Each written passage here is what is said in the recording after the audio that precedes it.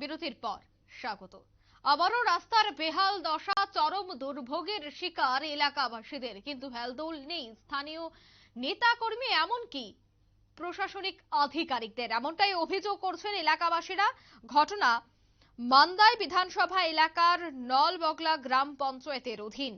জানা গেছে ওই পঞ্চায়েতের অধীন একটি রাস্তা দীর্ঘ 6 বছর যাবৎ মেরামতবিহীন, যার ফলে গ্রামবাসীদের স্কুল, কলেজ, হাট বাজার এবং হাসপাতালে যেতে ভীষণ অসুবিধার সম্মুখীন হতে হচ্ছে।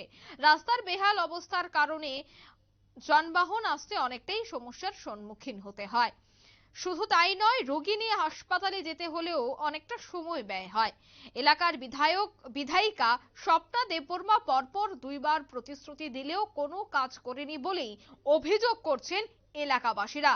তাই এলাকাবাসীরা আজ বাধ্য হয়ে সংবাদ মাধ্যমের মুখোমুখি হয়ে একরাশ ক্ষোভ উগরে দিলেন। কি বলছেন তারা, শোনাবো। এমনি কতদিন হয়েছে এই রাস্তাটি ভাঙা ছিল? ওই বছর ওখানে ওই বছর চলে এখানে লামান কক সব বাইমান লামা 6 বছর মতো হয়েছে। 6 বছর মতন হয়েছে, কেন মেরামত করে না জানি না আমি। আপনারা এই এলাকায় বিধায়ককে আপনারা কইছেন নি? কইছে বলক দেখি তো কইছে কেউই কাজ করে না। করবো ওখানে করতো না, এখন তো বর্ষাকাল আসবে রাস্তা। তারপরে বিভিন্ন জায়গাতে এই রাস্তার যেটা দেখলাম বিভিন্ন জায়গাতে ভেঙে সাইডগুলো ভেঙে, কিন্তু রাস্তাটা বেহাল দশা। আপনারা অফিস কাছারি, স্কুল, কলেজ কিভাবে আসা যাওয়া করতেছেন?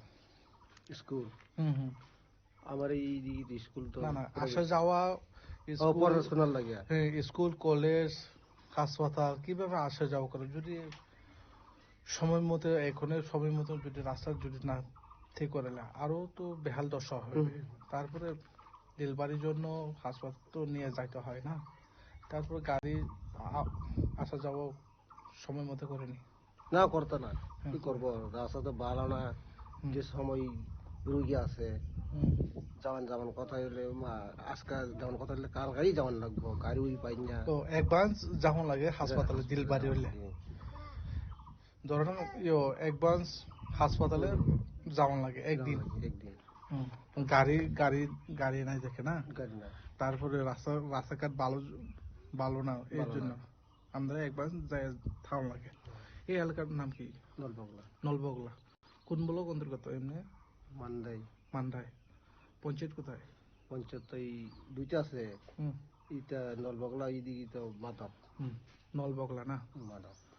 এই এলাকায় বিধায়ক স্বপ্না দেববর্মা আগে আইএসেরা ভিজিট করে গেছে এই রাস্তাটা। এই বিষয়টা নিয়ে কি বলবেন?